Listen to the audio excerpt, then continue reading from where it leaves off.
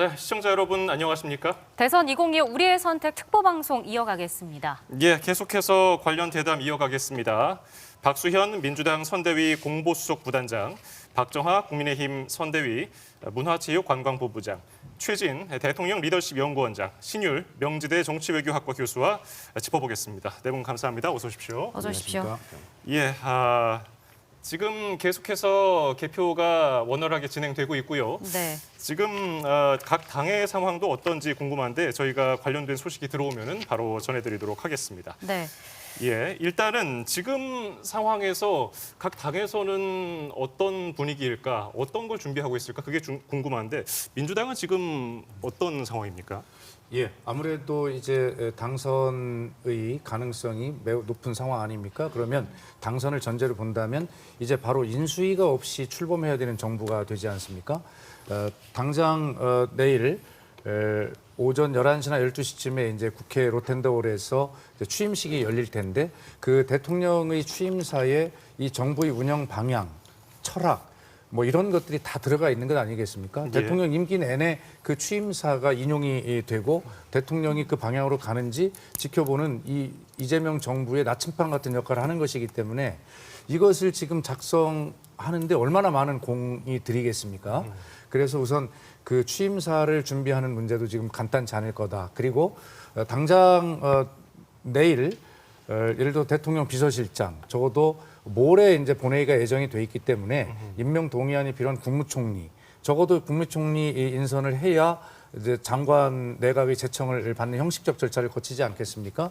네. 이제 어느 정도 후보의 머릿속에 구상은 가지고 있었겠으나 이런 것들을 구체화하면서 여러 가지 준비하는 지금 매우 굉장히 그 긴박하게 이런 준비 상황들이 돌아가는 이런 모습일 거다 이런 생각을 하고 아마 이재명 후보는 당선이 유력한 지금 상황에서 당선자로서의 어떤 기쁨 이런 것들을 아마 채 누릴 새도 없이 바로 그렇게 업무에 들어가야 되는 더구나 영시를 전후로 이제 사실 이제 국군 통수권이라고 하는 문제를 넘겨받게 되지 않습니까? 예. 지금 어떤 이 시기에 어떤 안보 문제에 굉장히 중요한 공백이 생기지 않도록 하는 이런 문제들에 대해서 어떤 그 책임감이 굉장히 최고조로 높아져 있는 이런 상황이겠다 이렇게 생각이 됩니다.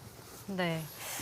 뭐 이번에 지금 최종 투표율도 보면 79.4%로 지금 집계가 됐습니다. 97년 이후에 28년 만에 가장 높은 수치인데 이게 어떤 걸 좀 의미한다고 보시나요?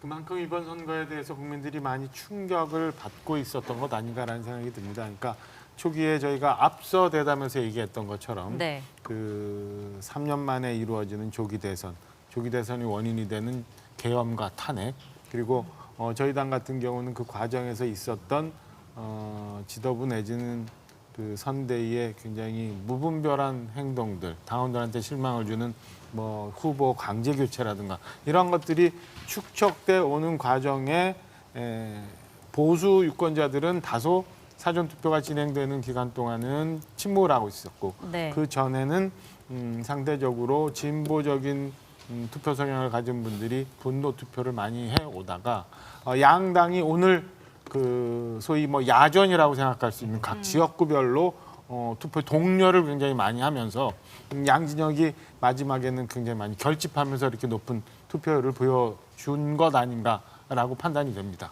예. 지역별로 자세히 살펴보면은 진보 성향이 강한 광주와 호남 지역의 투표율이 상대적으로 높았습니다. 광주가 83.9%. 그리고 사전 투표 참여는 상대적으로 저조했지만은 대구에서도 뭐 보수 성향이 강한 곳인데 본투표 합계하니까 80.2%. 이 지역별 투표율은 어떻게 분석해야 됩니까, 신유 교수님? 일단은 그 사전 투표가 광주 지역에서 높았다. 호남 지역이 전반적으로 높았는데 그거는 이번만 나타나는 현상은 아닙니다. 이른바 서고 동조 현상은 계속 반복돼서 나타나는 현상이고 그리고 이 호남 지역에서의 투표율은 굉장히 원래 높았어요. 과거에도. 그렇기 때문에 여기서 우리가 주목해야 될 것은 과연 이재명 후보가 이 호남 지역에서 80% 이상의 득표를 하는가. 90% 가까운 득표를 하는 이 부분이 저는 굉장히 중요한 부분이라고 생각을 하는데 네. 아직까지는 우리가 알 수가 없죠. 그리고 이 영남 지역 그러니까 특히 TK나 PK 지역에서 사전 투표율이 낮다 이것도 이번이 처음 나타난 현상은 아닌데 가장 중요한 것은 뭐냐면 실제적으로 이렇게 투표율이 낮지만 본 투표에서 굉장히 많이 나갔는데 결국은 어떻게 됐냐면 이 보수 결집 그 굉장히 거기서 기대했는데 국민의힘 혹은 김문수 후보가 예상했던 것만큼의 득표는 하지 못했을 거라는 추측이 가능합니다. 왜냐하면 제가 아직은 소위 말해서 출구조사 자료만 가지고 우리가 얘기를 하는 거기 때문에 근데 네. 출구조사가 대통령 선거에서는 거의 정확하게 맞췄다는 과거의 선례를 놓고 봤을 때에는 영남 지역에서도 사실은 그다지 이 김문수 후보에 대한 어떤 선호도가 높지 않았다라고 얘기할 수 있는 부분이 전 존재한다고 봅니다. 네. 그리고 이제 대구 같은 경우는 80.2%로 투표율이 나타났는데 사실 사전 투표율은 상대적으로 좀 낮은 지역으로 꼽혔거든요. 본 투표율은 비교적 높았는데 이거는 어떤 걸 의미할까요, 원장님? 그러니까 영호남 간에 약간 그 시소 현상이 있어요. 투표율에 보면. 그러니까 초반에 또는 사전선거 투표 때 이제 호남 투표율이 높으면은 거기에 대해 상당히 자극받은 영남에서 투표율이 높아지는 그런 현상이 있거든요. 근데 이 사람들이 일반적으로 호남이 영남보다 훨씬 더 투표율이 많을 것 같다고 생각하는데 사실은 그렇지는 않습니다. 지난번 대선 때 같은 경우 보면 광주에서 가장 높았는데 투표율이 81.5%였거든요. 근데 대구가 78.7%입니다. 그러니까 3%포인트밖에 차이가 나지 않습니다. 사실은.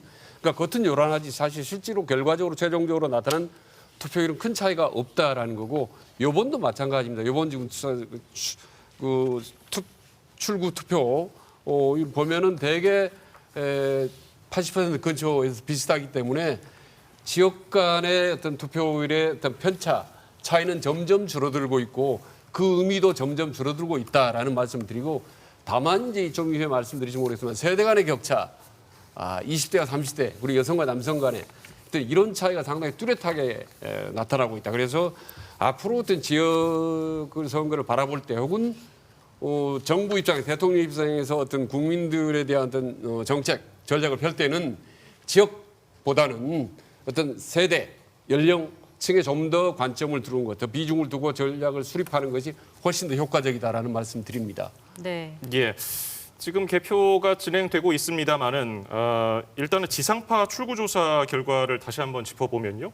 이재명 후보가 51.7% 예측, 그리고 김문수 후보는 39.3%로 예측, 이준석 후보는 7.7%로 예측됐습니다.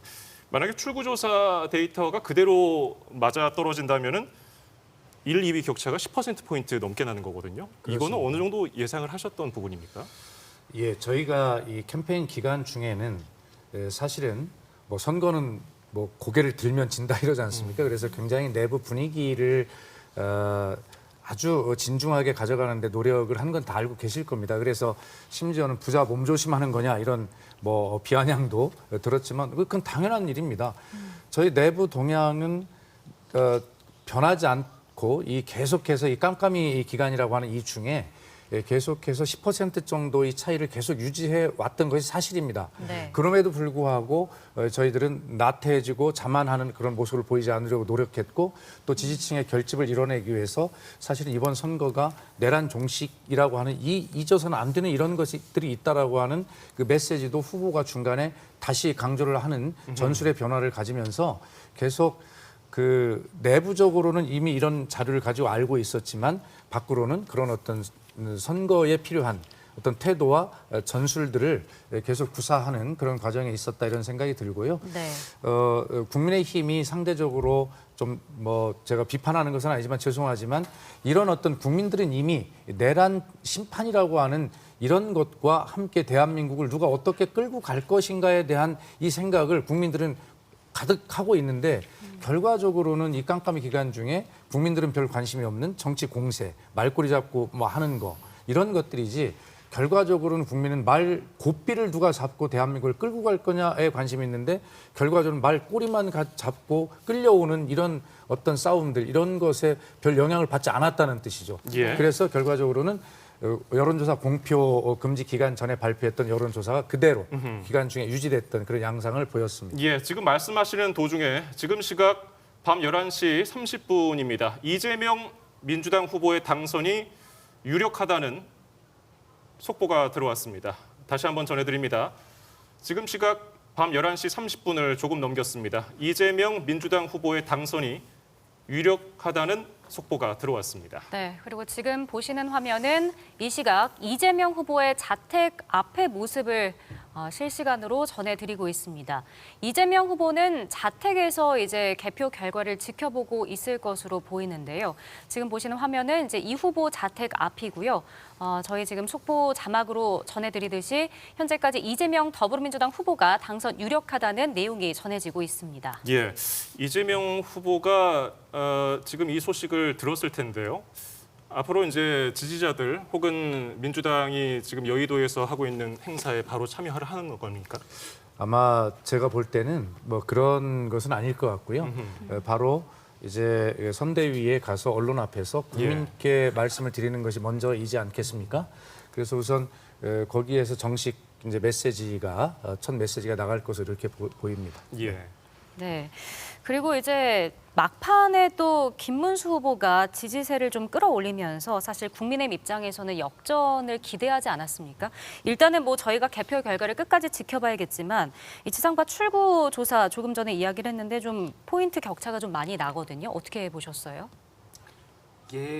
예정됐던 혹은 뭐 예견됐던 결과라고 봐요. 그러니까 막판에 뭐 역전을 했다 아니면 굉장히 많이 붙었다라고 하는 거는 아까도 말씀드린 것처럼 사실은 과거부터 저희 당이 해왔던 방식이고 일종의 국민들이 사실은 현혹시켰던 방식이라고 봅니다. 실제 판세는 그다지 크게 변하지 않았음에도 불구하고 안에서 그들만의 리그를 하면서 그들만의 위안을 얻었던 거라고 보여집니다. 그래서 계속 저희가 말씀드리지만은 계엄과 이로 인한 탄핵 그리고 후보를 야간에 강제로 교체시키는 것까지 감행할 수 있었던 이 비민주적인 당내 운영이 결과적으로 오늘의 결과를 만들었고 선거운동 기간 중간에 있었던 뭐 후보의 장단점 이런 것들은 유권자들의 마음에 다가가기에는 앞서 있었던 두 가지 부담을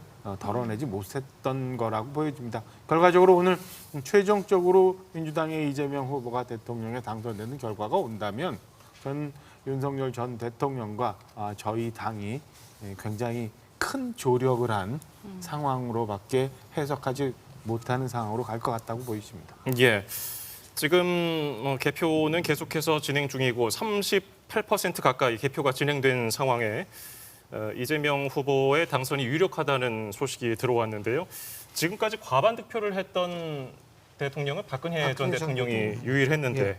어떤가요? 이번에 그걸 좀 다시 한번 과반을 넘는 당선인이 나올까요? 그거는 우리가 얘기하기가 되게 지금 예측하기는 되게 힘든데 확실한 거는 예측을 하는 민주당이나 이런 쪽이 예측할 땐 40% 후반에서 50% 초반이라고 그러니까 잘하면은 넘어갈 수가 있다라는 건데 제가 한 가지 말씀드리고 싶은 것은 50%를 넘긴다라는 것 굉장히 의미가 있습니다. 특히 제도적 정통성을 확보라는 측면에 있어서는 굉장히 의미가 있고요.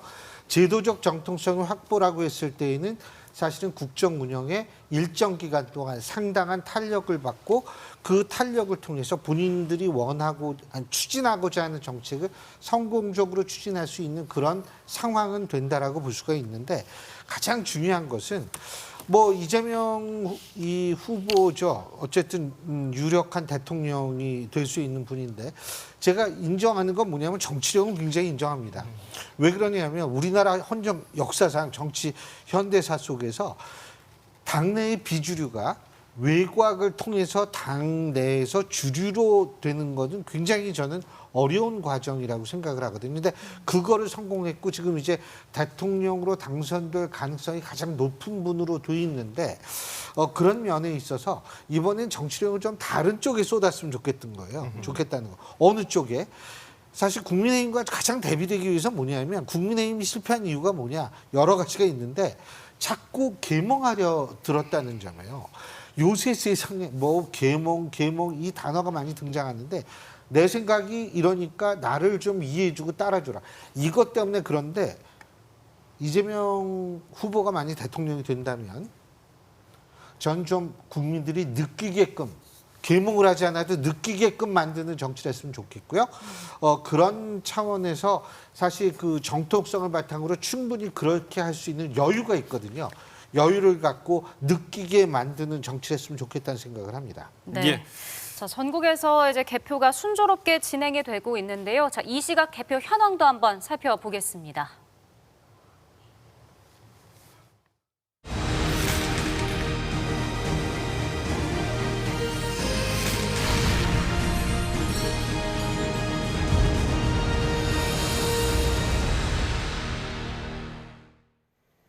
네, 이 시각 전국 득표를 계속 보겠습니다. 현재 38% 넘게 개표가 됐는데요. 화면으로 함께 보겠습니다.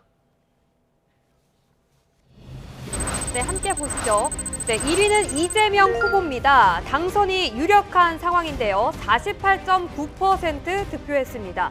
2위는 국민의힘 김문수 후보 득표율 42.8%입니다. 그리고 3위는 이준석 후보로 7.3% 득표했습니다.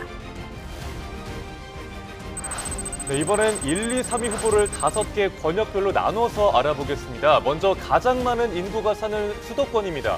개표가 33.4% 진행됐는데요. 이재명 후보가 48.9% 득표율로 이 시각 1위, 2위는 김문수 후보 41.6%, 3위는 이준석 후보 8.4%를 득표하고 있습니다. 네, 다음은 민심의 풍향계로 불리는 충청권 보겠습니다. 개표가 44.5% 진행되고 있는데요. 더불어민주당 이재명 후보가 1위로 50.1%의 득표율 기록하고 있습니다. 그 뒤를 국민의힘 김문수 후보가 41.3%의 표를 얻으며 뒤를 쫓고 있고요. 개혁신당 이준석 후보는 7.5%의 득표율 나타내고 있습니다. 네, 이번엔 전통적으로 보수 지지세가 강한 영남권입니다. 개표가 45.7% 진행된 상황. 1위는 김문수 후보 58.4%의 표를 얻었습니다. 이재명 후보가 34% 득표율로 2위, 3위는 이준석 후보 6.7%입니다. 네, 가장 높은 투표율을 기록한 진보의 텃밭 호남권도 보겠습니다. 개표가 45.3% 이루어진 상황이고요. 더불어민주당 이재명 후보가 1위로 84.7%로 크게 앞서 나가고 있습니다. 국민의힘 김문수 후보는 9.9%의 득표율, 개혁신당 이준석 후보는 4.5%의 득표율 기록하고 있습니다. 네, 마지막 강원 제주의 민심도 살펴보시죠. 개표 42.3% 이뤄졌습니다. 이재명 후보 46.2%로 1위, 그 뒤를 김문수 후보가 45.7%로 추격하고 있고요. 3위는 이준석 후보 7% 득표율로 집계되고 있습니다.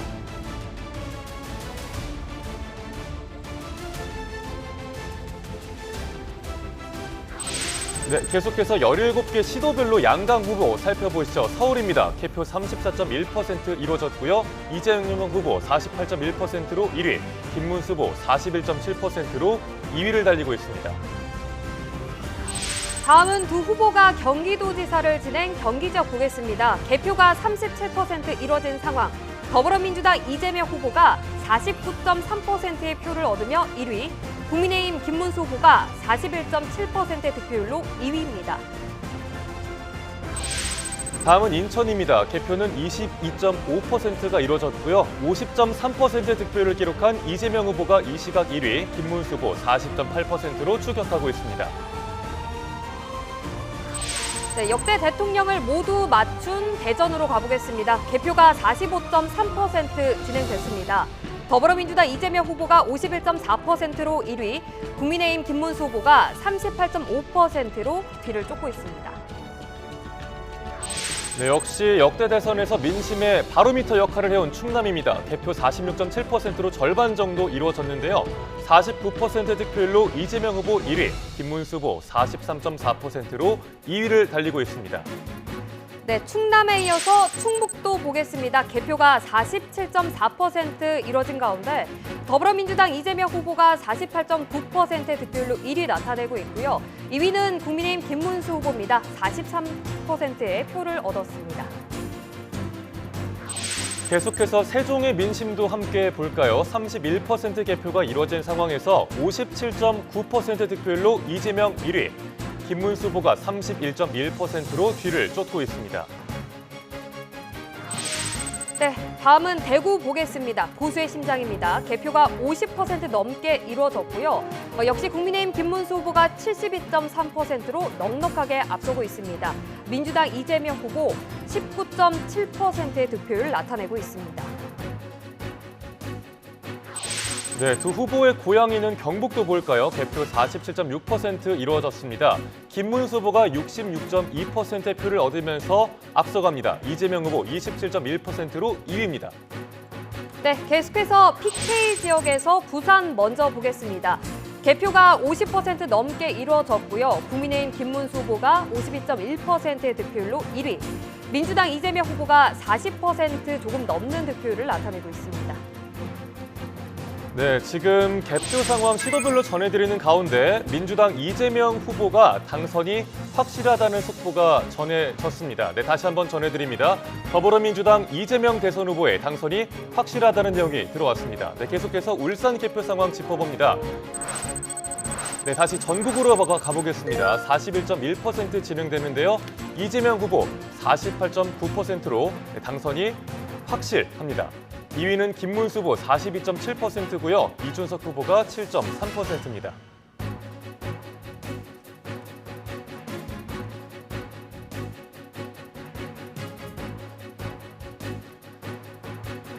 네, 다시 한번 전해드립니다. 민주당 이재명 대선 후보의 당선이 확실하다는 소식 전해드리고 있습니다. 네, 조금 전에 유력하다고 전해드렸었는데 유력에서 확실로 확실시 된다라는 소식 전해드립니다. 네, 이번엔 대한민국 수도 서울의 상징이죠. YTN 서울타워에 야경을 담았습니다. 네, 서울 상암동 YTN 뉴스퀘어 사옥까지 곁들여서 이 시각 개표 상황 살펴보겠습니다. 네, 서울의 1위는 이재명 후보입니다. 네, 경기 1위 이재명 더불어민주당 후보입니다. 인천에서도 이재명 후보가 1위. 대전에서는 이재명 후보가 51.3%의 득표율로 1위입니다. 네, 충남의 1위도 이재명 후보네요. 네, 충북도 이재명 후보가 1위입니다. 네, 세종의 1위도 이재명 후보입니다. 네, 대구에서는 김문수 후보가 앞서 나가고 있습니다. 네, 경북에서도 김문수 후보가 1위를 달리고 있습니다. 네, 부산에서 국민의힘 김문수 후보가 1위, 울산에서도 김문수 후보가 앞서갑니다.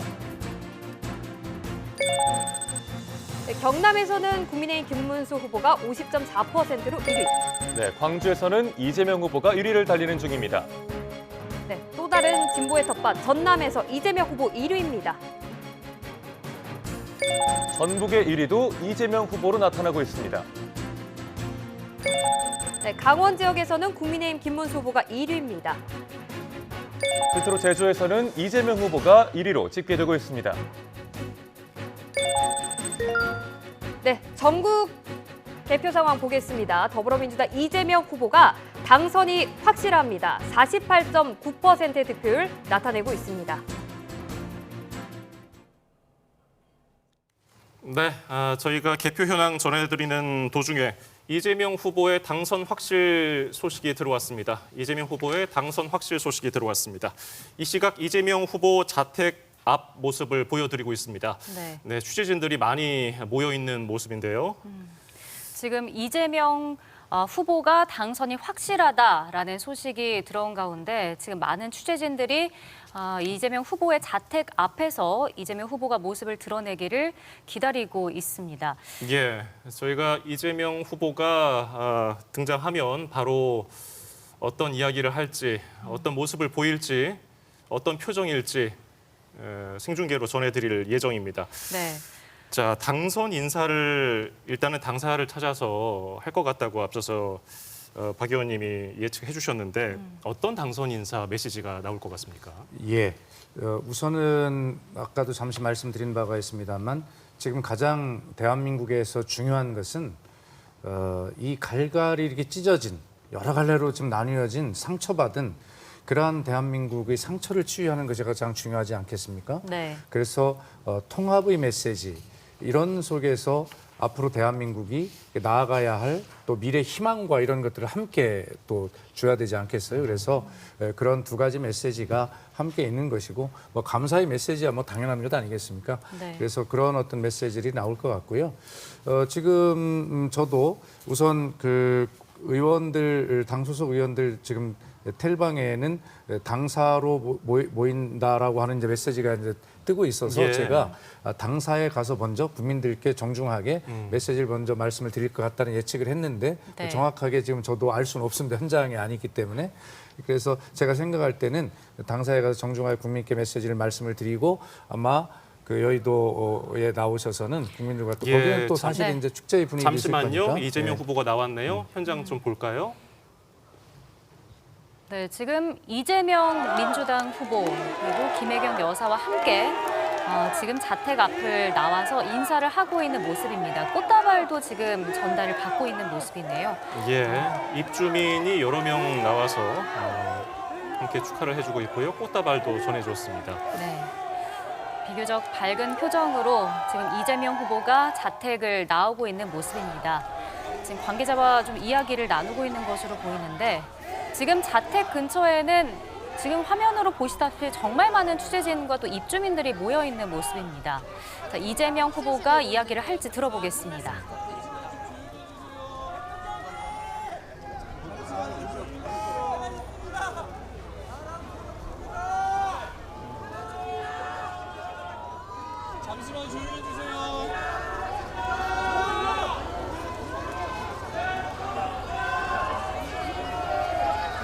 네, 아직도 개표가 진행 중이어서 뭐라고 말씀드리기가 섣부르긴 합니다만 만약에 이대로 결과가 확정이 된다면 우리 국민들의 위대한 결정에 경의를 표합니다.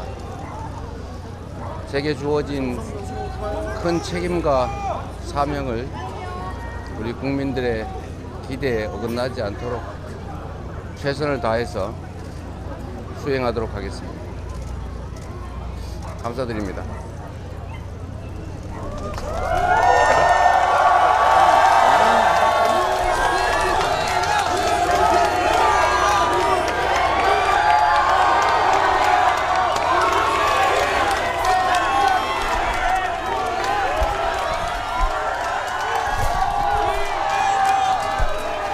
예, 이재명 후보 당선 확실 속보가 뜨자마자 모습을 드러내서 네. 국민의 선택에 경의를 보낸다고 얘기를 했습니다. 네. 지금 이재명 후보는 김혜경 여사와 함께 지금 지지자들, 입주민들에게 인사를 하면서 자택에서 좀 이동을 하고 있는 모습을 생중계로 보고 계십니다. 예, 곧 여의도로 이동을 할 것으로 보이는데요. 일단 입주민들, 환영하고 있는 입주민들, 지지자들에게 손을 흔들면서 인사를 하고 있는 모습입니다. 네, 지금 지지자들에게 이제 꽃다발을 전해 받으면서 미리 축하 인사를 좀 받고 있는 모습이고요. 오늘 이재명 후보 보라색 넥타이를 맸습니다. 그리고 지지자들에게 손을 흔들면서 인사를 하고 지금 차량에 탑승을 하고 있는 모습입니다. 예, 지금 차량에 탑승했고요. 네. 한 20분에서 30분 사이면은 여의도로 도착할 것으로 보입니다. 네. 저희가 계속해서 이동하는 모습 그리고 여의도에 도착하면 또 모습 전해드리도록 하겠습니다. 네. 예, 저희가 이재명 후보의 발언을 다시 한번 좀 들어보겠습니다.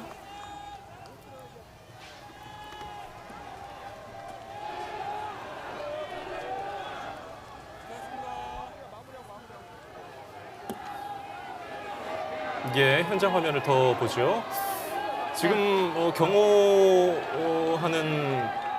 인력도 주변에 있는 것으로 보이고요. 최진 원장님, 일단 지금 큰 책임과 사명을 기대에 어긋나지 않도록 최선을 다하겠습니다라고 얘기를 했어요. 네. 지금 이재명 후보는 가장 어떤 것을 주안점에 두고 있는 걸까요?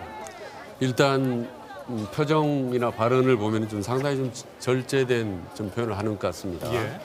지금 위대한 국민 그리고 책임, 사명감 지금 국민들이 딱 원하는 그 키워드를 좀 얘기를 한 거거든요. 아시다시피 지금 대선 조기 대선 이 가깝게 2개월 멀리는 12.3 계엄 이후로는 6개월이지만 어떻게 보면 길게 보면 사실 3년 동안 이재명 대표 그러니까 후보죠 입장에서는 지금 3년 동안 어떻게 보면 윤석열 전 대통령과 치열하게 경쟁하고 또 밀고 당기면서 이 힘든 사법 리스크를 견뎌오고 결국 천신만고 끝에 당선이 된 거 아니겠습니까?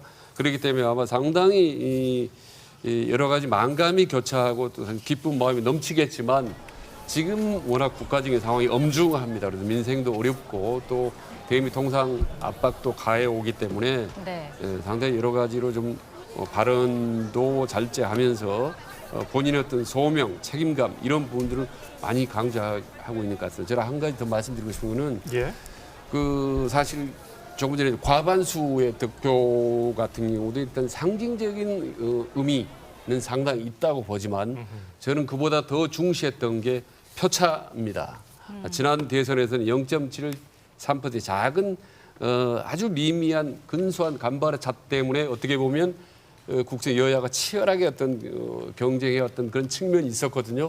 그렇기 때문에 저는 이번에 5%포인트 정도로 안팎으로만 이재명 후보가 승리를 하면 네. 상당히 국정의 탄력을 받을 거고 10%포인트 차 안팎으로 만약 승리한다면 국정 주도권을 잡을 것이다 라고 이제 말씀을 들었는데 저는 뭐 사실 어떻게 보면 아까 뭐 구도에서도 5대 4대 1로 어떻게 보면 과반수 시장을 말씀드렸지만은 저는요 한 가지 마저 말씀드리면 좀 대단히 국민에게 죄송한데 대선에서 이번 대선에서 질 바에는 어차피 지게 된다면 상당히 큰 표차로 지는 것이 오히려 국민에게 힘에가 도움이 되지 않는다라는 생각도 해봅니다. 왜냐하면 그래야 완전히 이 정말 새 출발한 심정으로 황골 탈퇴할 수 있겠다라는 그런 좀 죄송한 그 말씀을 드리고 그렇지 않고 또 아슬아슬하게 지면 이게 또 말이죠 불복 심리가 발동을 하고 해서 더 어려워질 수 있겠다라는 그런 생각을 했습니다. 그래서 출구 결과로만 본다면 네. 큰 표차로 아마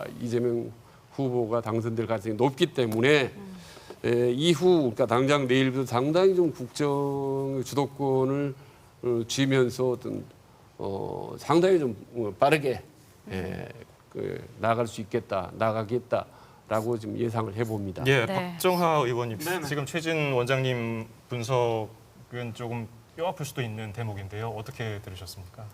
받아들여야 된다고 생각합니다. 받아들여야죠. 그러니까 아까 계속 말씀드린 것처럼 이 오늘의 결과의 한 축에는 사실은 저희 당이 잘못한 부분이 많기 때문에 뼈 아프게 받아들이고 이를 극복해야 저희 당이 다시 살 수 있는 그런 길이 생길 거라고 판단이 듭니다.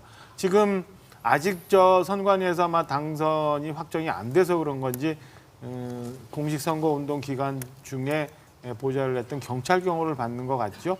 대통령실 경호처가 아직은 업무 인수인계를 받지는 않은 상황인 것 같아요. 이제 이동 중에 있는 상황인 걸로 보여집니다. 그래서 네. 결과가 나오고 나면 선관위로부터 당선이 확정이 되는 순간부터 이재명 후보는 대통령으로서 지금과 같은 일 경찰 경호보다는 대통령실 경호처의 경호 보좌를 받게 되지 않을까라고 보여집니다. 다행히 그래도 이동하는 과정은 아마 경찰 그 사이드카를 통해서 교통 편의는 좀 받는 걸로 보여져요. 그렇죠? 네. 당사를 이동하는데 개항이니까 그렇게 길지 않은 시간이 걸릴 걸로 보입니다. 네. 사실 이제 당선 확실히 뜬 이재명 후보 지금 보시는 것처럼 인천 계양구에 있는 자택에서 출발을 해서 지금 이동 중입니다. 여의도로 출발을 했는데 당직자들을 격려하기 위해서 서울 여의도 민주당사를 방문할 것으로 보이고요. 이후에 국회 앞에 대로에서 지지자들을 만나서 연설할 것으로 예상이 되고 있습니다. 근데 이제 이재명 후보가 앞서도 그 국민 통합을 하고 모두의 대통령이 되겠다라고 말을 했었는데 정치 양극화가 지금 심해진 상태잖아요. 앞으로 여야 협치를 좀 어떻게 이끌어내야 할까요? 그러니까 이게 이제 제가 우선 국민의힘이라고 하는 이제 야당이 되는데 야당의 그 역할에 대해서 먼저 말씀을 좀 드려볼게요. 죄송하지만 네. 저는 키워드로 협력과 경쟁을 잘했으면 좋겠다는 말씀을 드려요. 협력이라는 것은 뭐냐면 이재명 정부가 우선 해야 될 것이 두 가지입니다. 내란 종식과 국가 위기를 극복하는 것 아니겠습니까? 근데 이 내란 종식을 하는 과정에서 지금까지 6개월 동안 이것을 인정하지 않고 버티고 뭐 지금 윤석열 대통령 진지를 구축하고 저렇게 하고 있는 이런 모습들이 계속된다면 사실 굉장히 좀 어려울 상황이 있을 수가 있어요. 그래서 국민의힘도 환골탈태하고 다시 살아나려면 이 내란의 문제에 대해서는 확실하게 이재명 정부가 빨리 정리를 할 수 있도록 협력하는 것이 중요하다라는 말씀을 드리고요. 그리고 나서 이제 미래 희망과 비전을 가지고 같이 경쟁을 해야 국민의힘도 살 것 아니겠습니까? 이런 측면에서 저는 협력과 경쟁이 굉장히 요구된다는 말씀을 드리고 또 그보다 훨씬 몇 배의 책임을 가지고 있는 이제 집권 여당으로서의 민주당은 당연히 보복 없는 정치를 약속을 했지 않습니까? 네. 그래서 그런 인상을 의심을 주면 안 됩니다. 그래서 아까 말씀드렸지만 그것은 이제 내란 종식이라고 하는 이것은 절차에 의해서 그대로 진행이 되면 되는 것입니다.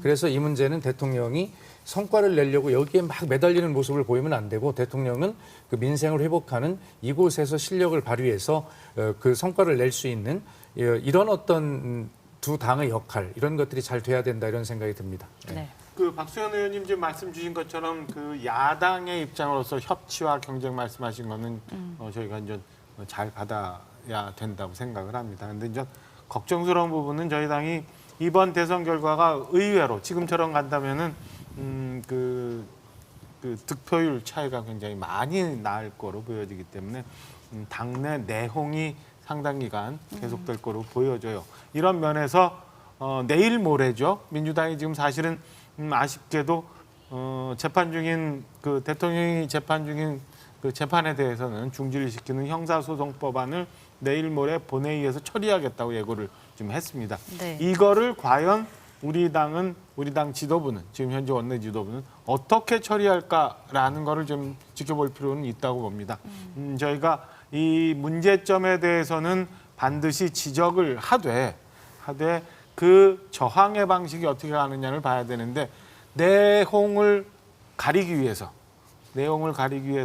저런 민주당의 뭐 폭거를 지금까지 있었던 도식적인 방법, 피켓 시위를 한다거나 뭐 국민들이 쉽게 납득할 수 없는 방법으로 덮고 넘어가려고 한다면 네. 저는 뭐 이렇게 지금 겪고 있는 이 상황을 저희 당이 쉽게 해소하지 못하고 여전히 허우적거리면서 상당 기간을 갈 수 있지 않을까. 말씀 주신 것처럼 계엄, 탄핵 그리고 지금 잘못되고 있는 당내 민주화 문제 그다음에 선거 기간 동안에 노정됐던 이런 전략적 미스들을 빨리 덜어내고 새로운 길로 가야 되는데 그게 얼마나 쉽게 될런지 저 스스로도 자신을 할 수 없을 정도로 당내 상황이 복잡해질 거로 보여집니다. 예. 지금 이재명 후보 당선이 확실한 상황이고 당선이 이대로 확정이 된다면은 3년여 만에 여야가 바뀌게 되는 겁니다. 신율 교수님, 지금 여야가 바뀌게 되더라도 지금 가장 정치권에서 걱정이 되고 있는 대립 계속될 것인가 어떻게 전망하십니까? 사회에는 관성이라는 게 있어요. 다시 말해서 관성이라는 게 물리학 법칙 아니겠어요? 공기의 저항이 없을 때 힘을 준 방향으로 계속한다. 사회도 마찬가지거든요, 사실은. 그렇기 때문에 대립이라는 것이 분명히 존재할 수밖에 없는데 제가 이재명 대통령이라고 그럴 수도 없고 당선인이라고 얘기할 수도 없고 뭐 후보라고 불러야 될지 뭐 그거 잘 모르겠는데 뭐라고 아직은 그러죠? 후보입니다. 예. 아직은 후보인가요? 예. 네. 이재명 후보가 꼭 기억해야 될 부분이 있어요. 이재명 후보가 이번에 그 득표를 한 것을 100이라고 가정을 한다면 그중에서 50은 이재명 후보가 좋아서 찍은 분들의 표일 겁니다. 하지만 나머지 50은 불안과 분노의 반작용으로 이재명 후보를 선택한 사람이라는 점을 꼭 기억할 필요가 있습니다. 다시 말해서 50은 좋아서 있어요. 이들은 흔들리지 않습니다. 하지만 이재명 후보를 선택한 나머지 절반은 국민의힘 윤석열 전 대통령, 김건희 씨 이런 사람들에 대한 분노 그리고 거기서 발생된 불안감 때문에 선택을 했다면 이재명 후보가 대통령이 돼서 어떤 국정 운영을 할 때 그 소위 말해서 50% 넘었다. 야, 이렇게 날 지지해줬구나라고 얘기를 했을 때 그 제도적 정통성은 순식간에 흔들릴 수 있다는 점을 꼭 기억했으면 좋겠다는 생각입니다. 네. 그래서 안정감을 어느 정도 주느냐 이런 부분이 굉장히 중요하고 뭐 협치 뭐 이런 거 중요하겠죠. 근데 그런 거 기억하면 아마 그렇게 큰 무리를 하지 않을 텐데 무리를 한다라는 것 좀 조심해야 되지 않을까라는 생각이 듭니다. 네. 자, 지금 이재명 후보 지금 이동 중입니다. 조금 전에 인천 계양구 자택에서 출발을 했고요. 출발을 하기 전에 취재진들 앞에서 대통령으로 확정이 된다면 국민들의 위대한 결정에 경의를 표한다고 밝혔습니다. 그러면서 국민들 기대에 엇나가지 않도록 최선을 다하겠다라고 간략하게 이야기를 하고 차량에 탑승해서 지금 이동 중인데요. 이제 이후에 지지자들 만나서 연설도 할 예정인데 최진 원장님 어떤 이야기들을 좀 할까요? 아무래도 그동안은 이제 이 고생해준 어떤 당치하는 선대위 관계자들이 노고를 아마 치열할 거고 그리고 정말 가슴 졸이면서 지켜왔던 그동안 지지자들 많지 않습니까? 전국에 있는 지지자들이 또 많이 기뻐할 거고 그런 부분에 일단은 조심스럽게 이렇게 같이 기쁨을 나누는 것. 그러면서 바로 저는 이제 얘기할 겁니다. 이 순간 어느 한 정파라든지 어느 한 진영에 절대 치우치지 않고 전국 모든 국민들의 대통령이 되겠다라는 그런 메시지를 아마 가장 강하게 내지 않을까 싶습니다. 어느 때보다 양극단 선거가 치열했기 때문에 그런 온 국민이 함께 가는 그런 통합, 화합의 메시지를 가장 그 방점을 둘 거라고 봅니다. 근데 저는 솔직히 개인적으로 이 통합 행보 그리고 메시지를 많이 내겠지만 오늘 그리고 내일까지 많이 내겠지만 이 부분은 약간 시간이 걸릴 수밖에 없을 거예요. 왜냐하면 당장 특검이 있는 거고 또 윤석열, 김건희 여사들도 뭐 조사 이런 부분들이 많이 있지 않습니까? 산적한 현안이 많이 있기 때문에 저는 개인적으로 해서 오히려 통합 시간이 걸리고 다소 어떻게 보면 추상적일 수도 있는 통합보다는 또 민생에 훨씬 더 방점을 찍었으면 좋겠다라는 생각입니다. 예. 이 12월 3월 계엄 이후 그리고 이 선거 치르면서 우리 국민들이 얼마나 많이 힘들었습니까? 보수 성향 있는 국민들도 정말 힘들었을 겁니다. 더 힘들었을 겁니다. 그래서 그 진보 보수 가리지 않고 모든 국민들이 정말 이 대선 때문에 어떤 계엄 때문에 예. 좀 고생 많았기 때문에 함께 갔으면 좋겠다. 저는 여러분 모두의 대통령이 돼서 통합 그리고 아울러서 민생에 특히 더 모든 역점을 주겠다라는 그런 강한 메시지를 아마 담지 않을까 그렇게 예상을 합니다. 예. 저희가 얘기를 나누다 보니까 어느덧 자정을 넘겼습니다. 이재명 후보가 조금 전에 자택 앞에서 얘기한 것도 어제가 돼버렸는데요. 조금 전에 이재명 후보가 자택을 나서면서 했던 얘기 다시 한번 좀 들어보겠습니다. 네, 아직도 개표가 진행 중이어서 뭐라고 말씀드리기가 섣부르긴 합니다만 만약에 이대로 결과가 확정이 된다면 우리 국민들의 위대한 결정에 경의를 표합니다. 제게 주어진 큰 책임과 사명을 우리 국민들의 기대에 어긋나지 않도록 최선을 다해서 수행하도록 하겠습니다. 감사드립니다. 이재명 후보 이 같은 발언을 한 뒤에 지금 오른쪽에 보여드리고 있는 것처럼 지금 화면에 보여드리고 있는 것처럼 여의도로 향하고 있습니다. 자, 이번 21대 대선 최종 투표율은 79.4%였습니다. 28년 만에 가장 높은 투표율입니다.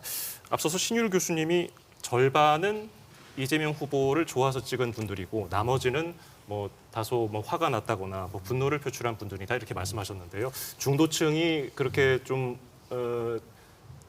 화가 난 분들이 혹은 뭐 분노, 불안, 반작용으로 선택했다고 좀 보시는지요? 당연히 그런 다양한 이유들이 있는 것이고요. 이재명 후보 입장에서는 이 득표의 분석을 할 때 가장 보수적으로 해야 되지 않겠습니까? 겸손하게 해야 되고요. 뭐 충분하게 그러리라고 생각을 합니다. 그래서 그 안에 담긴 가장 그 아픈 어떤 분석까지도 전부 다 국정을 운영하는데 다 보탬이 될 수 있도록 그렇게 겸손한 자세로 바라보는 것이 출발이라고 생각을 합니다. 뭐 정말 내가 잘 가장 준비되어 있고 다른 후보들을 실력에서 압도했기 때문에 내가 이렇게 이겼다라고 그렇게 생각할 리는 없겠죠. 그리고 이 모든 것이 아까 우리 그 최진 원장님도 말씀하셨습니다만 네. 보수 진보를 떠나서 국민이 굉장히 고통을 겪었던 시간 아닙니까? 그럼 국민의 고통 위에 핀 꽃이란 말입니다. 그렇기 때문에 그런 진영을 떠나서 이제는 본인이 이야기한 대로 반통령이 아니라 대통령이 되겠다라고 하는 얘기를 여러 번에 했으니까요. 제가 거듭 말씀드립니다만 보수 진보든 서로 입장을 바꿔놓고 보면 다 상처를 받은 것입니다. 대통령은 그 모든 국민의 상처를 진영의 입장에서가 아니라 대통령의 입장에서 전부 다 치유할 수 있는 그러한 태도와 그러한 자세와 그런 또 언어와 또 그런 정책들을 가지고 통합으로 이끌고 나가야 되지 않겠습니까? 아마 그런 어떤 걸 생각할 때 지금 신율 교수님 말씀하신 대로 네. 이 득표율의 분석을 가장 보수적으로 그렇게 하는 것이 겸손하게 하는 것이 맞겠다. 출발이다. 이런 생각을 드립니다. 근데 그 통합이라고 우리가 얘기를 할 때 이게 굉장히 추상적이에요. 아니, 가족들끼리 한 번도 안 싸우셨어요? 가족들끼리도 갈등을 겪는 게 우리가 사는 세상이에요. 그런데 그 세상 속에서 자꾸 통합, 화합, 사실은 그거는 가는 방향성을 제시할 뿐이지 완성이 될 수 없는 상태를 얘기를 하는 거거든요. 자, 제가 이 말씀을 왜 드리냐면 통합, 화합, 뭐 저는 사실 그게 뭐 그렇게 완벽하게 이루어질 수 있는 건 아니라고 생각합니다. 하지만 노력을 한다는 의미에서 우리나라는 정치를 특히 사람 중심으로 바라보는 문화가 강하거든요. 그래서 인사를 할 때 이제 장관 임명하고 그럴 거 아닙니까? 그때 절반가량을 전혀 다른 진영에 있는 사람으로 채우는 것이 어떨까라는 생각을 합니다. 그거는 사실 굉장히 중요한 부분인데 사람을 중심으로 했을 때 예를 들면 상대 진영에서 보수 진영에서 야, 우리 쪽 사람을 이렇게 갖다 쓰네? 라는 느낌을 줬을 때 국민들은 비로소 거기에서 치유와 안정감을 느낄 수 있을 거거든요. 어떻게 하는지 한번 보겠습니다만 가능한 얘기, 전 불가능한 얘기라고 생각하지 않습니다. 오히려 막연하게 통합, 화합 얘기하는 것보다는 구체적으로 그러한 모습을 보여주는 것 전 필요하다고 생각합니다. 네, 구체적으로 이런 모습을 보여주는 것이라고 얘기를 하셨는데 어떻게 좀 하는? 예, 신율 교수님 말씀대로 우선 국민의 가장 큰 관심은 중요한 인사를 어떻게 하느냐. 거기에 이런 통합의 의지, 어떤 노력의 의지가 담겨 있느냐를 이제 통해서 보시게 될 것 아니겠습니까? 네. 그래서 지금 당장 내일 중요하게 보는 것이 국무총리 내정자, 비서실장, 안보실장 뭐 이런 정도를 우선 보게 될 텐데 그중에서 특히 비서실장을 누구를 임명하는가를 국민이 주목해서 보실 거거든요. 네. 아마 이번 그 대통령 후보 당내 경선 과정에서 어떤 캠프 임명을 인사를 보고 굉장히 의아해했습니다. 친명 어떤 인사들 중심이 아니라 적어도 좀 뭐 비명이나 뭐 반명은 아니더라도 좀 친명이 아닌 인사들로 대체를 꾸렸고 그 중에 또 대표적으로 뭐 저는 문재인 정부에서 청와대 대변인과 수석을 했기 때문에 뭐 친문으로 알려져 있지만 뭐 저를 예를 들어 공보 단장으로 중용을 했다든가 뭐 강훈식 의원을 예를 들어서 뭐 총괄 선대본부장으로 임명을 했다든가 뭐 이런 것들이죠. 아마 그런 어떤 의지를 표명한 것을 보면 이재명 후보도 이런 것이 얼마나 중요한가라고 하는 구상을 그 당내 경선 과정에서부터 이미 인사에 대한 생각을 많이 하고 있고 이 인사로 모든 것을 말해진다라고 하는 것 그리고 그 의지만으로도 신율 교수님 말씀하신 대로 국민은 희망을 느끼고 사실은 한번 지켜봐야 되겠다라는 뭐 그런 어떤 태도를 갖게 되는 것 아니겠습니까? 그래서 아마 대통령 제 개인적으로는 비서실장에 누가 되는가 총리보다는 저는 거기에 더 관심이 있는데 네. 아마 그걸 한번 주목해 보시죠. 예, 지금 당선 확실한 상황이기 때문에 조금 더 단계가 넘어가면은 저희가 좀 더 깊은 얘기를 해볼 수 있겠습니다. 네. 박정화 의원이 김문수 후보는 지금 자택에 머물고 있는 거죠? 아마 그런 걸로 지금 보여집니다. 저희가 이제 워낙 그 이번이 보궐선거인데 자정 전에 지금 확실 윤곽이 떴잖아요. 그러니까 네. 그래서 그 김은수 후보 쪽 그 자택 취재 과정을 아직 못 보고 있습니다만 아마 자택에 그냥 머물러 계시는 걸로 보여집니다.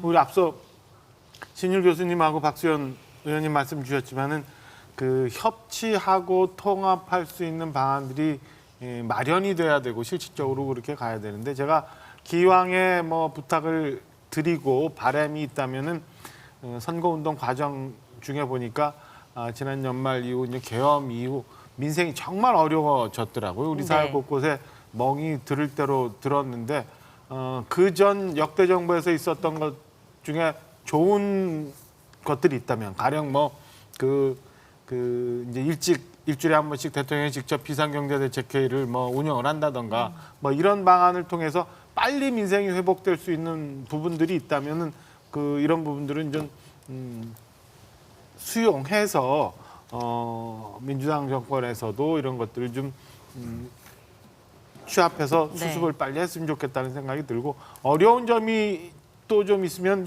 총리 내각 구성을 해야 되는데 지금 국무위원들이 아마 윤석열 정부에서 일했던 국무위원들이 또 일을 해야 될 거예요. 그래서 이런저런 부분들이 어려운 점이 굉장히 많이 있을 텐데 어찌 됐건 이 어려운 점들을 빨리 수습해야 되니까 모두가 다 조금 참으면서 힘을 좀 보태고 우리 사회가 빨리 안정될 수 있도록 하는 게 최대의 관건 사항이라고 보여집니다. 네. 지금 안정감이라고 말씀하셨는데 사실은 중도층이 제일 바라는 거, 물론 뭐 경제적인 어려움을 해소하는 것도 있겠지만 더 중요한 것은 안정감이거든요. 우리는 정치 때문에 너무 시달려서 피곤합니다, 사실은. 예? 맨날 싸우고 단독으로 처리하고 한쪽은 거부권 행사하고 계속 이런 것만 봐왔잖아요. 네. 그렇기 때문에 제가 볼 때 경제라는 게 뭐 급속하게 막 좋아지게 만들 수는 좀 힘들잖아요. 쉬운 것부터 합시다. 그게 바로 안정감을 주는 거라고 봅니다. 제가 하나 말씀드리면 예. 언제부터 이제 말이야 우리 정치권에서 좀 사라져버린 단어가 있는데 그게 이제 뭐 허니문입니다. 허니문.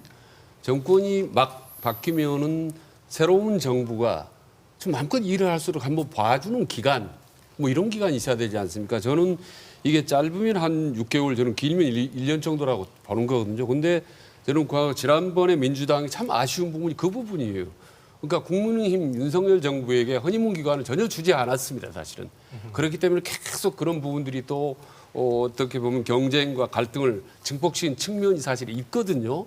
그렇다면 이번에는 오히려 역으로 국민의힘에서 그런 부분에 좀 나름의 어떤 패자의 포용력이랄까 이런 걸 발휘해서 길게 뭐 6개월 정도라든지 한번 막 해봐라. 사실 그 다음에 실수를 하게 되면 공격을 하고 비판을 할 때 훨씬 더 힘을 받는 거거든요. 근데 처음부터 계속 비판하고 나면 또 봐라. 민주당이나 국민은 마찬가지다라고 해서 국민님의 공격, 비판에 힘을 잃습니다. 근데 이번에는 꼭 그 허니문 기간이 있었으면 좋겠고 그리고 사실은 뭐 조금 전에 두 분 다 말씀하셨고 박수현 의원님도 말씀하셨고 박정환 의원님 말씀했는데 지금 일단 첫 세 가지만 보면은 이재명 정부의 어떤 방향성을 알 수 있을 것 같아요. 첫째가 취임사겠죠. 취임사인데 사실 통합이니 화합이니 어떻게 보면 이게 실질적으로 쉽지는 않지만 그래도 계속 대통령이나 정치 지도자는 메시지를 내야 되는 겁니다. 그런데 윤석열 전 대통령 같은 취임사에 역대 대통령으로서 유일하게 통합이라는 단어가 단 한 번도 들어가지 않았습니다. 이 부분이 너무 아쉽고 그래서 설령 그게 빈말이라 할지라도 우리는 계속 정치 지도자들은 통합 이런 부분을 화합 이런 부분을 계속 반복해야 된다는 말씀드리고 그리고 이제 첫 내각, 첫 대통령실의 어떤 인선을 보면 이 정부가 어디로 가겠다. 네. 좀 걱정스럽다. 잘할 수 있다. 이런 부분의 판단을 쓸 것 같습니다. 컷 테이프가 이제 조금 전에 말씀드린 비서실장일 수도 있는데 총리가 더 중요하겠죠. 총리. 그렇지 않겠습니까? 어떻게 보면 이재명 대통령이 되면 이제 또 아바타나 다름없는 그 총리, 첫 총리를 아마 요 2, 3일 사이에 고민하지는 않았을 거고 이미 오래전부터 아마 국민의힘이든 민주당이든 다 충분히 아마 고려하고 네. 선택을 해왔기 때문에 저는 개인적으로 대단히 궁금합니다. 네, 사실 뭐 이재명 후보가 계속해서 선거 운동을 하면서도 뭐 민생이라든지 경제를 강조했고 지금 네 분께서도 얘기해 주셨지만 안정감도 이야기를 해주셨거든요. 저 통합이란 말도 나오고 이 부분에 이제 초점을 맞춰서 이재명 후보가 이제 당선이 된다면 좀 초점을 맞추고 좀 진행을 할까요? 당연히 뭐 그렇겠죠. 이제 대통령은 이제 뭐 본인이 워낙 많은 경험과 또 사실은 여러 가지 그 입장에서 보면 고통을 겪어서 이 자리에 온 것 아닙니까? 네. 그러면서 본인이 이제 뭐 느낀 바도 많을 텐데요. 저는 그런 과정에서 대통령은 대통령이더라도 우리 국회가 어떻게 할 것인가라고 하는 문제를 굉장히 중요하게 생각해야 된다고 보는데요. 그러니까 사실은 가장 우리 선거 기간 중에 많이 들었던 이야기가 입법 독주와 거부권의 남용 이 두 가지 아닙니까? 이런 이제 악순환은 없어져야 갈등 관계를 좀 없애지 않겠어요? 그게 출발이라고 보는데요. 네. 그래서 저는 우리 박정아 의원님께도 이렇게 같이 계신 말씀을 드리는 게 어떤 법이 하나 있습니다. 법안이 있는데 그러면 민주당이 어떤 방향으로 법안을 내면 국민의힘은 거기에 대해 100% 찬성할 수는 없는 노릇 아닙니까? 대개가. 그렇다면 우리 의견은 이래라고 말로 하지 말고 그건 거꾸로 국민의힘이 내는 법안에 대해서 민주당도 반대 의견이 있다면 서로의 법안을 내야 합니다. 그래서 네. 그걸 가지고 각 상임위의 법안심사위원회에서 서로 토론하고 합의하고 협의하고 이런 어떤 정해진 절차대로 해야 되는데 사실은 지난 어떤 과정 속에서 민주당은 입법 폭주했다, 거부권 남용했다 이런 어떤 구조, 갈등 구조가 국민을 되게 신율 교수님 말씀하신 대로 불안하게 만들고 협치를 어렵게 만드는 것이거든요. 그래서 법안은 그러니까 말로 하지 말고 법안을 내서 법안으로 이야기를 해야 합니다. 그래서 이런 것이고요. 민주당 입장에서 보면 좀 억울했던 게 이런 측면이 있어요. 대표적으로 양국관리법 같은 경우도 저희는 양국관리법을 원안대로 A를 냈는데 국민의힘에서 자기들 의견을 내질 않아요, 법안으로. 그러니까 민주당이 일방적으로 통과를 시킬 수밖에 없어요. 그러면서 민주당에서는 사실은 대통령이 걱정하시는 거, 또 국민의힘이 걱정하는 내용을 담아서 자체 수정을 해서 또 냈어요, 당연히. 그런데도 그것을 입법 독주를 했다고 합니다. 그래서 이번에는 지금 그런 걸 따지자는 게 아니고 네. 원칙대로 정해진 대로 또 국회답게 우선 갈등의 요인을 대통령이 하는 일도 중요하지만 그렇게 해서 서로 정해진 어떤 법률들을 가지고 그걸 통해서 말을 하고 그것을 처리하는 과정에서 협력과 타협과 그래서 100% 자기 의견만 할 수는 없잖아요. 그래서 이런 문제들을 예를 들어 한 가지 예를 들면 대법관을 증언이 필요하다. 그러면 저도 필요하다고 보는 사람인데요.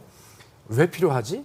그럼 우리 30명이 증언이 필요하다고 하면 국민의힘은 반대해. 그러면 우리는 지금 현재대로 14명이 그대로야 라고 하면 그럼 법안을 내면 됩니다. 네. 그래서 상임위에서 같이 논의할 수 있도록 해야 되는데 장외에서 자꾸 말로 싸우고 이래서는 안 된다. 그런 어떤 국회의 시스템을 원래 정상대로 돌아가서 그런 대화의 틀을 만들자 이런 말씀을 좀 드리고 그래야 대통령의 의지도 국회에서 뒷받침하는 뭐 이런 것들이 되지 않겠나 하는 생각이 듭니다. 예, 잠시 화면 설명을 좀 해드리면은 이재명 후보가 탄 차량이 이제 여의도에 들어섰습니다. 좌회전하면 국회의사당이고요. 국회대로에 있는 모습인데 지금 제가 예, 잠시 한마디만 박수현 할게요. 의원님 말씀에 예. 대해서 좀 말씀해 주시죠. 지금 뭐 다 공감을 해요. 네. 근데 지금 민주당한테 좀 안 좋은 얘기를 할 텐데 민주당 하는 행위로 보면 법은 지켜요. 근데 그 법의 취지는 어긋난 행동 많이 합니다. 우리 단순한 예로 다수결이라는 게 민주주의의 가치가 아니에요. 그건 민주주의의 가치를 실현하기 위한 여러 수단 중에 하나거든요. 근데 우리 다수결이다. 이거 뭐 문제 없다. 맞아요. 법은 지킨 거죠. 하지만 어떤 우리가 민주주의라는 그 시스템에 있어서의 근본적인 취지는 어긋나는 거거든요. 그래서 제가 무슨 말씀드리고 싶냐 하면 이제 앞으로는 법만 지키지 말고 네. 어떤 법이나 시스템의 취지를 좀 살리는 방향으로 해줬으면 좋겠다는 생각이 들어요. 물론 제가 볼 때는 거부권 행사하고 단독으로 통과해도 거부권 행사하지 않을 겁니다. 왜? 민주당은 절대 다수당이기 때문에. 네. 근데 그게 없어진다고 해서 그러면 국민들이 이거 옛날보다 굉장히 잘 돌아간다라고 생각할 것이냐? 전 그건 아니라고 생각합니다. 그래서 민주당이 어떤 시스템이라든지 법의 취지를 잘 살려주기를 부탁한다는 겁니다. 명심하겠습니다. 네. 이런 말씀. 박수현 의원님 말씀 주신 거 충분히 공감은 합니다만 사실은 지금부터는 민주당의 몫이라고 봅니다. 저희 당이 그 법안을 갖고 설명을 하고 토론을 하고 통과되는 것도 물리적으로 저항할 방법이 없어요. 지금 뭐 200대 100밖에 안 되는 의석 구조이기 때문에 네. 민주당이 토론할 수 있는 과정과 절차를 보장해주고 소수당의 의견도 구할 수 있는 그런 포용의 모습을 보여주는 게 중요할 때다라고 판단이 됩니다. 예. 당장 그 네, 오일- 지금 이재명 후보가 이제 예. 도착을 한 것 같습니다. 그렇군요. 예. 민주당사에 지금 도착을 한 모습이고요. 개항에 있는 자택에서 나와서 지금 당사에 도착을 했습니다. 이재명 후보, 김혜경 여사와 함께 인사를 하면서 내려서 이동을 하고 있는 모습 보고 계십니다. 이제 민주당사에 도착을 해서 선대위 당직자들에게 이제 고생한 분들에게 감사 인사를 할 것으로 지금 전해지고 있습니다. 예, 일단 민주당 당사이기 때문에 박수현 의원님이 가장 익숙하실 테고 지금 바로 뭐 1층 로비로 들어가는 예, 겁니까? 예, 그렇습니다. 예, 당직자들 선대위 당직자들에게 감사 인사를 할 것으로 알려져 있는데 조금 전에 지금 화면은 이제 민주당에서 개표 상황을 함께 살펴보고 또 여러 가지 행사를 하는 모습 볼 수가 있습니다. 많은 지지자들이 모여 있는데. 앞서서 최재형 원장님이 그 허니문이라는 단어가 없어졌다 이런 말씀 해주셨어요. 근데 이제 내일이 됐군요. 5일 목요일 오후 2시에 국회 임시회 개최가 이제 소집 요청을 해서 민주당에서 이제 열리게 되지 않습니까? 네. 여기에서 어떤 뭐 법안들이 상정되고 뭐 처리가 될지 그러면은 또 다시 허니문이라는 게 있을 수가 있을지 또 시끄러워지는 건 아닌지 어떻게 전망하십니까? 그러니까 현임 복귀를 다시 해야 되는데 지난 3년 동안은 혼인문이 완전히 실종된 이유가 뭐냐 솔직히 두 분 의원님께 여쭤보겠는데 어떻게 보면 솔직히 말하면 오다 정치 때문에 그런 거 아니겠습니까? 의원들이 원내대표라 의원들 개개인은 보면 다 형님동 하지 않습니까? 여야로 갈랐지만은 그리고 얼마든지 의견을 좁힐 수가 있어요. 근데 위에 있는 오더를 내리면 그거 안 되지 않습니까? 이게 돌아서고 특히 근데 이게 있습니다. 제1야당의 당 대표가 오더를 내리는 거하고 대통령이 오더를 내리는 거는 완전히 차원이 다릅니다. 대통령이 오더를 내리면요. 정부까지 모든 권력기관이 다 일사불란하게 다 움직이기 때문에 그 폐해가 훨씬 더 큽니다.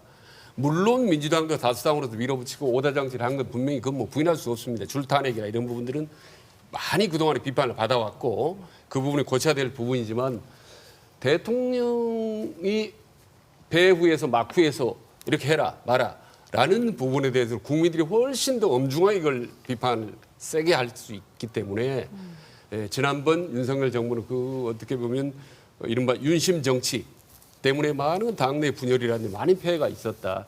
이거를 반면교사로 삼아서 이재명 대통령이 된다면 아마 그런 오다 정치를 근절을 하고 최소화하고 당에 많은 좀 전폭적으로 어떤 자율권을 줬으면 좋겠다. 특히 대표 말고 그 밑에 원내대표로 하여금 특히 또 상임이라든지 각각 의원들이 중하위 의원들끼리 각자 의원들끼리 서로 여야 간에 어떤 협의를 한다면 훨씬 더 나을 것 같다. 그런 점에서 어떤 수직적인 어떤 이 권위 체제, 어떤 지휘 체제 이런 부분을 좀 최대한 좀 약화시켜서 수평적 구도, 말로만 그동안 해왔던 수평적인 그런 당정 관계라든지 여야 관계가 이번에 이루어졌으면 좋겠다. 그걸 좀 이재명 아마 후보 네. 누구보다도 여실히 알지 않겠습니까? 깨닫지 지난 3년 동안 그렇기 때문에 정말 협치의 진수를 좀 보여줬으면 좋겠다 하는 바람입니다. 예, 네. 박소연 의원님 어떻게 들으셨습니까? 소위 오더 정치? 예, 그 뭐 정말 서로 성찰해야 될 문제죠. 아까 이제 앵커께서 6월 5일 본회의에 상정될 법안에 관해서 이제 좀 질문을 하셨지 않습니까? 예. 지금 어떤 것들이 이제 의제로 올라갈지 뭐 그것은 뭐 아까 박정하 의원님은 발표가 됐다고 말씀하셨는데 저는 아직 확인을 이제 못해서 정확히는 모르겠습니다만 현재까지 일단 알려진 것은 형사소송법을 올릴 거냐 하는 문제는 확인을 못했고요. 다만 대체로 이제 특검법 우리가 이야기했던 내란 특검법을 비롯해서 김건희 여사 특검법, 최혜병 특검법 이런 것들은 아까 제가 말씀드린 좀 빨리 지나간 일들 옳고 그른 문제에 있어서 이것은 뭐 잘못된 거라고 하면 빨리 처리가 되도록 그런 복잡한 시간을 좀 서로 잡음이 나는 이런 시간을 뭐 좀 많이 안 나도록 이런 거 빨리 협조해서 처리했으면 좋겠다 이런 이야기고요. 또 민주당도 사실은 국민의힘이 굉장히 방탄이라고 의심하는 이런 법들에 대해서 조금 더 숙려하고 대화하는 그런 기간들을 좀 갖는 것이 좋겠다는 생각은 가지고 있습니다. 한번 지켜보면서 지금 신율 교수님 말씀하신 거나 우리 최진원 원장님 말씀하신 이런 말씀들을 좀 집권당으로서 좀 명심하도록 그렇게 좀 노력하겠습니다. 예, 네. 박정화 의원님은 5일 어떻게 전망하세요? 5일 좀 걱정되는 부분이 있어요. 그러니까 말씀 주신 것처럼 사실은 우리 사회가 진작 정리했었어야 되는 몇 가지 특검에 대해서는 저희 당내에서도 여러 이견이 있었던 건데 그런 것들은 정리를 해야 됩니다만은 지금 납득하지 못하는 형사소송법 같은 것들은 정말 재고를 한번 해봐야 되지 않나라는 생각이 듭니다. 최진원 원장님 말씀 주신 부분에 대해서 저희가 이제 보태면 사실은 저희 당이 이렇게 이런 상황까지 이 지경까지 오게 된 게 대통령이 지나친 당무 개입 그리고 대통령과 당과의 그 수평적이지 못한 수직적인 관계에서 많이 비롯이 됐죠. 그래서 대통령이 독선적으로 국정 운영을 했었고 이거를 당이 제대로 견제하지 못한 부분이 있었기 때문에 말씀 주신 것처럼 오더 정치 이런 것들이 이 역사 속에 들어갈 수 있도록 우리가 민주당 내에서도 우리 박수현 의원님 와 계시지만은 그런 부분에 대해서는 잘 정리하셔서 지난 윤석열 전 대통령 그리고 그때 당시에 국민의힘 네. 같은 이런 일들이 다시는 우리 역사에 있지 않게끔 해주시는 게 좋겠다라는 바람이 생기네요. 그런 점을 보면서. 네. 두 분 원내대표 하면 잘할 것 같은데. 지금 뭐 대통령의 뭐 당무 개입이나 당과의 관계를 좀 짚어주셨는데 신율 교수님 뭐 생각하셨을 때 이제 앞으로 이런 부분 짚어주신 만큼 새로운 정권으로 이제 바뀐다면 이 부분도 좀 고려를 해야 되지 않을까요?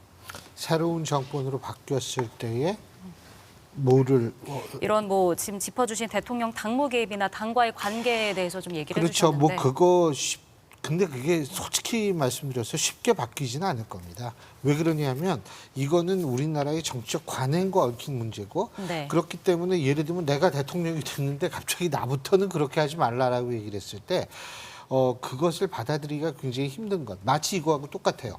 개헌을 하겠다라고 얘기를 다 대통령 대선 때 얘기를 하다가 대통령 되면 개헌 추진한 대통령이 단 한 명도 없듯이 네. 전 이것도 실제로 실행에 옮기기는 굉장히 힘들 거라는 생각이 듭니다. 하지만 제가 한 가지 좀 희망하는 건 뭐냐면 윤석열 전 대통령은 정치를 안 했던 사람이 갑자기 대통령이 돼가지고 근데 거기에 사실은 의지라고 그래야 되나 욕심이라고 그래야 되나 잘 모르겠는데 그게 앞서가지고 무리한 측면이 많거든요. 네. 근데 이재명 후보 같은 경우에는 정치를 오래 한 사람이기 때문에 제가 볼 때 그런 면에 있어서는 조금 다른 모습을 보일 가능성은 있다. 뭐 이 정도로 해두죠. 뭐. 예. 지금 이재명 후보 당선이 확실한 상황에서 국민의힘 당원들 그리고 김문수 후보를 지지했던 유권자들 뭐 당직자들이나 당원들 못지않게 좀 허탈한 마음이 들 수도 있거든요. 그분들의 마음을 좀 달래줄 만한 국민의힘에서는 어떤 보관이 있을까요? 굉장히 허탈을 하실 거예요. 그리고 굉장히 저도 처음에 말씀드린 것처럼 송구하고요. 비가 오나 눈이 오나 당을 지켜왔던 분들은 그 당원들이었는데 저희 당 지도부가 그 당원들을 너무 무시했던 거로 저는 판단합니다. 그러니까 당원들은 그저 하라면 그냥 따라올 거라고 생각을 했기 때문에 5월 10일인가요? 이렇게 밤에 있을 수도 없는 그런 후보 교체를 막 강행하고 했었으니까 그런 것들 때문에도 저는 우리 김문수 후보를 그동안 아껴주셨고 지지했던 당원들이나 보수 지지층들에게는 잘못이 없다고 생각을 합니다. 오히려 그분들이 하셔야 될 몫을 충분히 했다고 생각을 하고요. 지금과 같은 상황이 오도록 만들었던 일부의 뭐 친윤 계열이라고 솔직하게 말씀드릴게요. 저희 당내 윤석열 대통령을 추정하면서 그 밑에서 호가호위했던 친윤 계열의 세력들은 이번 기회에 정말로 진솔하게 반성을 하고 무언가 그 방식이 어찌됐든 간에 정치적인 책임을 지는 게 지금 앵커께서 우리 당원들한테 줄 수 있는 그나마 마지막 보답이고 책무감이라고 생각이 듭니다. 제가 96년도인가요? 김영삼 대통령 당시 신한국당 당시에 이 계열에 입당을 해서 지금까지 쭉 있었는데 공직에 있는 동안에 이제 뭐 탈당을 했다 다시 입당하고 했지만 정말 우리 당원들 성실하게 많이 당을 위해서 노력을 했는데 네. 당 지도부는 너무 쉽게 생각을 해왔어요. 그리고 언제부턴가 당원들의 뜻을 구하지 않고 의원들끼리 모여서 의원총회를 통해서 이루어진 결론이 마치 모든 걸 대표하는 당론처럼 해갔던 비민주적인 부분들이 있습니다. 이런 것들은 이번 기회에 과감하게 없애버리고 요즘에는 기술이 발달돼서 하루 이틀이면 저희 당 뭐 80만 조금 못 됩니다만 80만 당원들 의견 딱 구할 수 있거든요. 네. 그런 식으로 가야 되지 않을까. 지금도 선거 이후에 제대로 된 정통성을 가진 리더십을 빨리 회복을 해야지 또다시 꼼수의 꼼수를 통해서 연명해 간다면 저희 당은 뭐 앞으로도 상당 기간 내일을 보장할 수 없는 구렁텅이로 갈 거라고 저는 생각을 합니다. 네. 지금 당선이 확실시되는 민주당 이재명 후보, 민주당 중앙 당사에 도착해서 감사 인사를 전하고 있는 것으로 전해지고 있는데요. 자, 지금까지 개표 현황도 한번 살펴보겠습니다.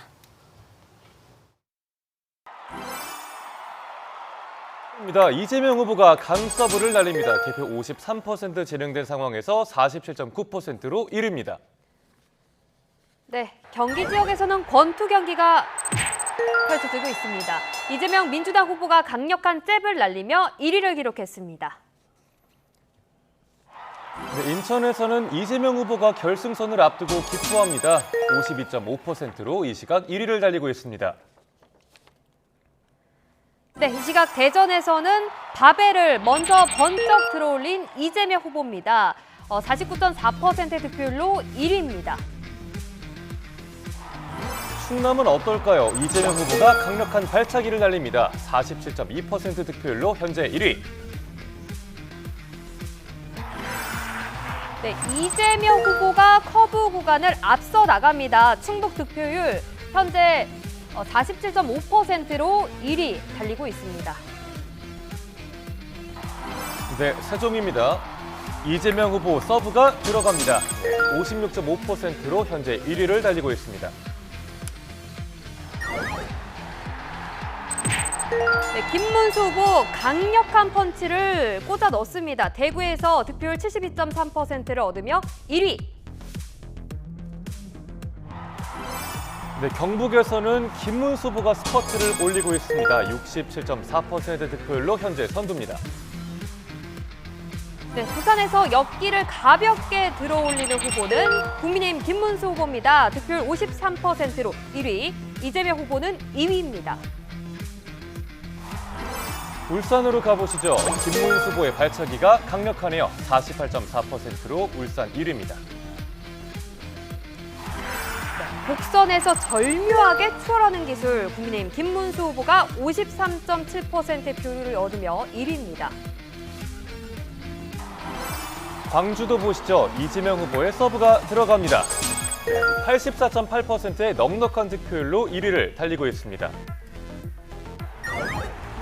권투 경기가 전남에서 다시 펼쳐지고 있습니다. 강력한 펀치, 이재명 후보 85.9%의 득표율로 1위.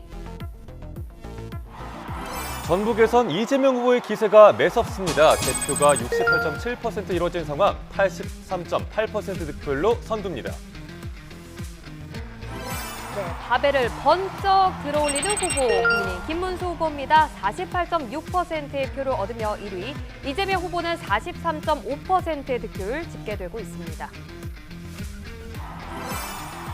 제주에선 이재명 후보가 앞차기로 기선을 제압합니다. 56.4%로 1위. 시상대 맨 위에서 금메달을 건 이재명 후보, 전국 득표율 48.8%로 현재 선두입니다. 2위 김문수 후보는 득표율 42.8%입니다.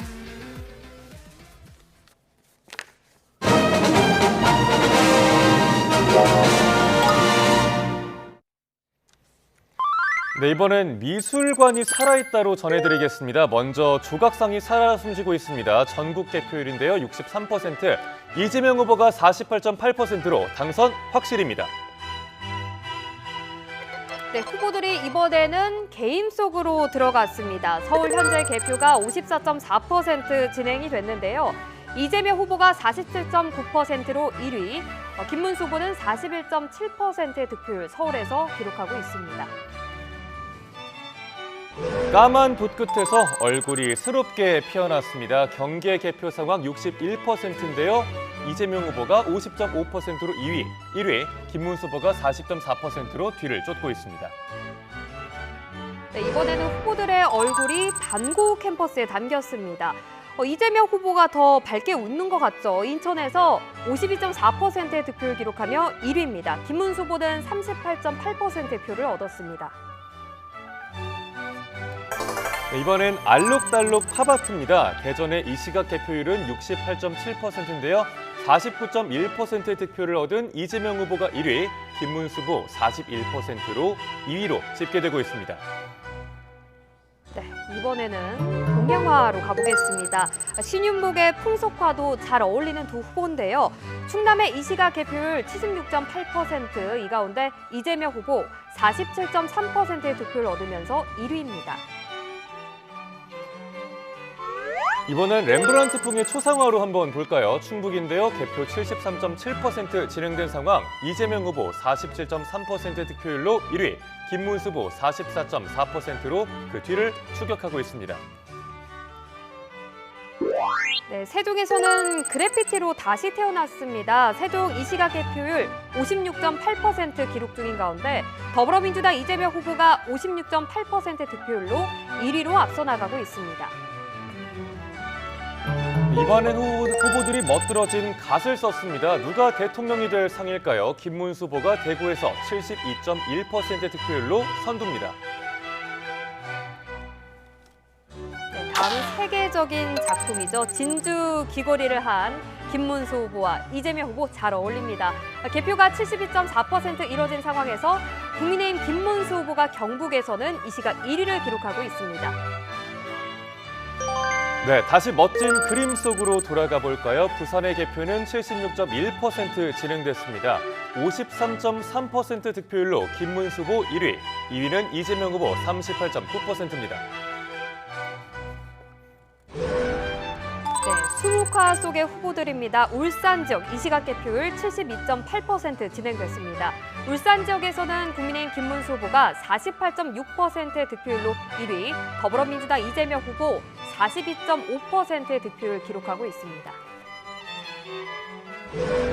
이번엔 반구 후의 그림 속에서 후보들이 미소 짓습니다. 경남에서 65.8%의 개표가 진행되는데요. 더 밝게 오는 후보는 김문수 후보네요. 53.8%로 선두입니다. 네, 이번에는 강렬한 색감이 담겼습니다. 광주인데요. 개표가 72% 이뤄졌고요.